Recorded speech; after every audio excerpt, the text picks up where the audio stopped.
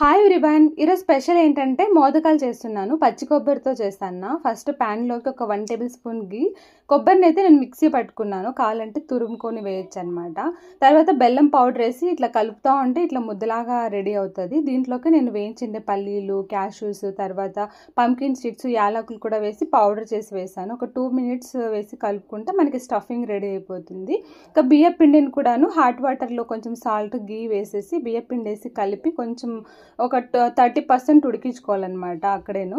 ఇంకా మోదకాలు చేసేకైతే చేత్తో కూడా చేసుకోవచ్చు. అయితే నాకు అంత పర్ఫెక్ట్గా చేసేది రాదనేసి నేను మౌల్డ్ యూజ్ చేస్తాను. మనం ప్రిపేర్ చేసుకోండి బియ్య పిండి, తర్వాత ఈ కొబ్బరి మిశ్రమం ఉంది కదా, రెండింటిని కూడా నేను చూపించే విధంగా స్టఫ్ చేసేసుకున్నాను.